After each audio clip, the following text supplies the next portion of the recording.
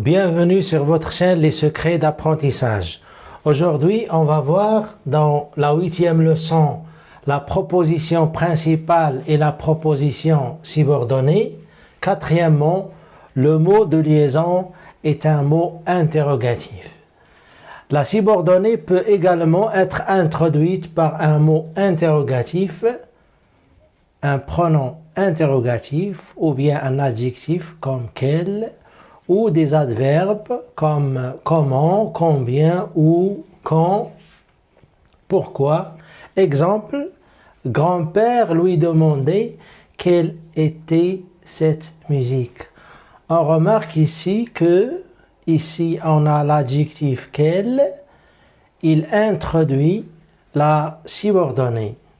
Et ici on a grand-père lui demandait, c'est la phrase, c'est la proposition principale.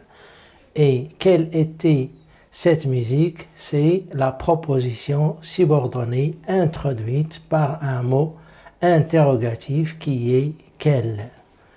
Remarque, c'est là une distinction capitale. Les subordonnées introduites par un pronom relatif se rattachent à un nom ou à un pronom de la proposition dont elles dépendent, tandis que les subordonnées introduites par une conjonction de subordination ou un mot interrogatif se rattachent d'ordinaire au verbe de la proposition dont elles dépendent et sont compléments d'objet ou compléments de circonstance. Exemple, Louisa confiait les enfants à Christophe qui avait 6 ans. Ici, on a Louisa confié les enfants, c'est la proposition principale, c'est la principale. Et Louisa confié les enfants à Christophe, c'est la proposition principale. Et qui avait 6 ans, c'est la proposition subordonnée. Elle est introduite par un pronom relatif qui est là, un pronom relatif, voilà, qui est encadré en rouge.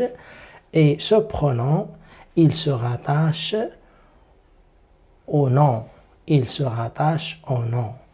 Tandis que les subordonnées introduites par une conjonction de subordination ou un mot interrogatif, comme dans ce cas, elles se rattachent directement au verbe. Donc, on distingue deux cas. Que ce soit la subordonnée qui est introduite par un mot interrogatif qui se rattache au verbe de la principale ou se rattache au nom, au pronom, par un pronom relatif.